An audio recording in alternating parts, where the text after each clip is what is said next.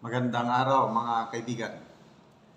Pag-usapan natin ngayon yung nangyari sa 1st District Leyte na kung saan yung mga kalaban ni Speaker Martin Romualdez biglang natanggal ang pangalan nila sa balota.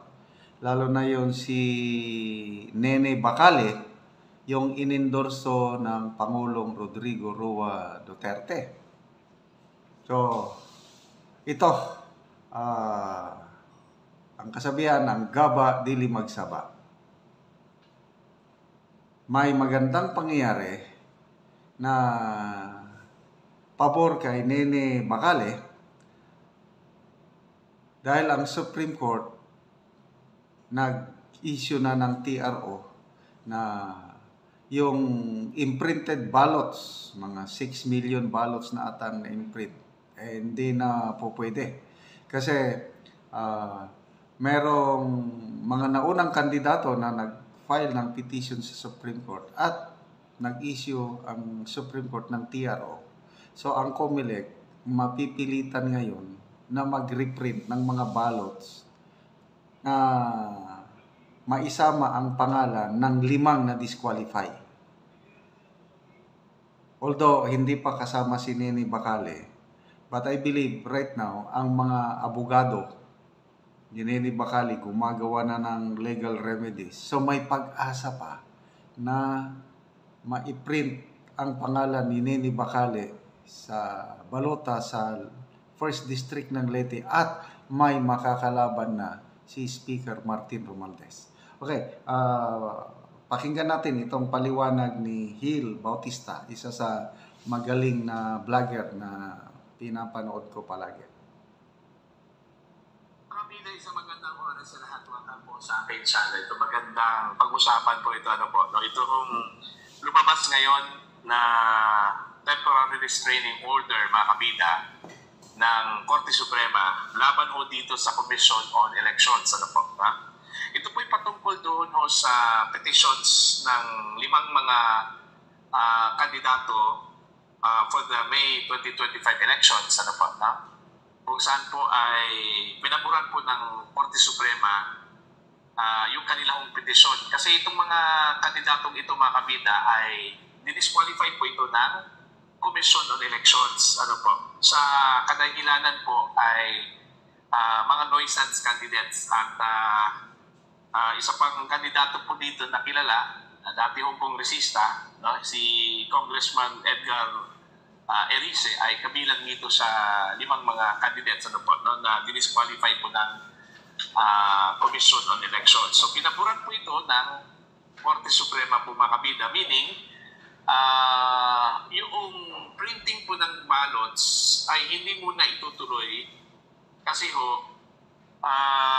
may temporary restraining order So doon sa official list na po ng mga kandidato, wala po itong mga kandidatong ito, dahil dinisqualify ka nila.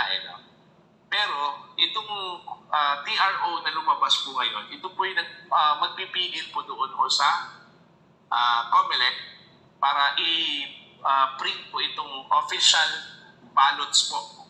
Okay? So, while hindi pa po ito ma-resolve with finality, itong petition po ng mga kandidatong ito, hindi po pwedeng mag-print po ng official ballots po itong Commission on Elections. Now, anong kaugnayan dito mga kabida, doon ho sa napaka-controversial na kalaban po ni Speaker Martin Romualdez doon ho sa kanyang distrito na bigla hong nawala sa official list of candidates mga kabida, Okay?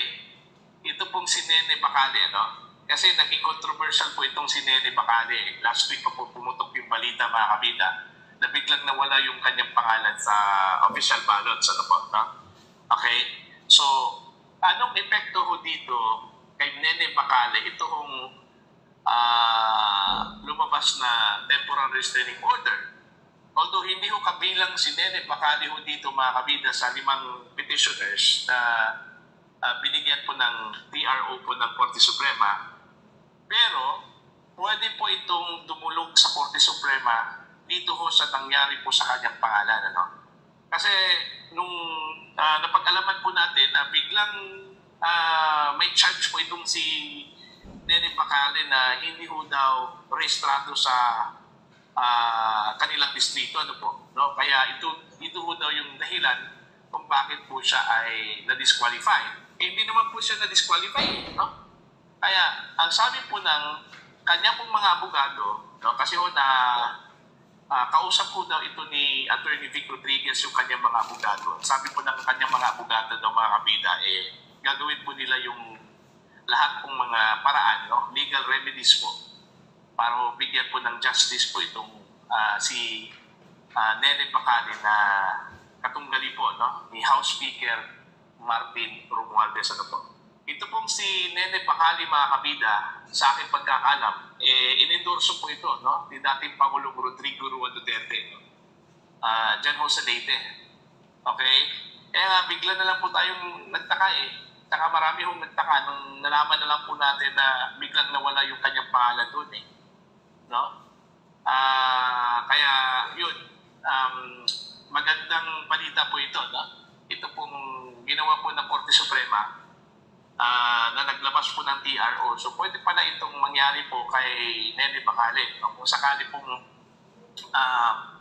gumawa po ng paraan, no? Ito ang kanyang mga abogado para naman po may balik po yung kanyang pangalan doon sa official ballots po, mga kabida, no? Kaya nga, dahil po dito, sabi... So, yun po. Tingin ko yung mga abogado ni Nene Bacale gumagawa na ng legal remedies at may pag-asa na maisama ang pangalan niya sa bagong pagprinta ng ballots doon sa 1st District of Leyte at may makakalaban na si Speaker Martin Romualdez. Okay, so again, i-share ko sa inyo ang video ng pagtulong natin sa Talandig Tribe sa Bukidnon. Ang inyong panonood sa ating channel na nakakatulong sa kanila dahil ang income natin sa channel na ito ay pantulong sa mga nangangailangan. Nagbibigay tayo ng libreng yero, 10 yero kada pamilya, plus pako. Then ang mga tao nakakapagpatayo na ng sarili nilang bahay. Panoorin nyo ang video na ito. So, muna din ang update sa ilahang balay nga wala pa na no? So, isa sa mga panghatagan sa yero. So, mao ni ang ilang sulod nila. Grabe nga daga na kay buslot. Silupin na ang ginabutang para lang dili na magtulo. So grabe kalisod ang ilang sitwasyon dire. So kani sila panghatagan na ni sila og mga bag-o nga yero para nana sila maitaod sa ilang balay nila nga dili na sila magalisod sa ilang puyan. So daghan jud kayo bangago, trapal na ang ginabutang nila dire. Oh. Trapal lang yun. Ang ilang ipangkuan din pangbutang, mga sako. So, dili gud sa yun. So, kung muna ang ilang kaintan din. Dagko na kay buslot. Maklaro na gyud kayong adlaw. Ni, kuan. Los lahos na. So, mo din ang tagya dire. So, asa naman ta? Dito tura dito pikas imong balay nga bago. Sige dito ta. Ato ana to. May buntag. So mo na gyud ang imong balay nimo. Kapatsada na kasi imong kuano. Mo na nitong gihatag sa imong mga yero no. Mo na ni ang resulta sa. So di ka to yung pikas balay dili na to nimo kanan. Dili na ka magpuyo. Sada na kayo. So mo din ni ang mga yero nga gipanghatag sa ila. So katong mga buslot mga atop karon nagbuhat na sila og kaugalingon lang nga balay. So brad, unsa may istorya nimo nga nana mo ibalay, nana mo bag-o nga sin nga na katong mga buslot sa inyong atop ninyo nabaguhan na unsa man nimong istorya sa atong labaw nga makagagahom og salamat usab sa YouTube channel sa tabang ani. Kung sa tao nga nagdi ko ani nga nagtabang, salamat yan. So karon dili na ka maglisod og kuan nang katulog kay dagan na kayo kano. Okay, bago nang ato. O bago na ay mong atop, dili na pareha sa una. Oh, So mga pila man ni kaadlaw aya ni mao man imong balay. Aya ni mapuyan. mga anak ko sa ani. Hinapos ani nga bulan. Oh, So kompleto na ni nanamo yung mga lansang, pangataga na mo. oh, So ang kahoy lang diri daghan kilang kahoy dinhi. Hindi na sila magproblema. Ang mga sin o lansang muragi paliton na ani.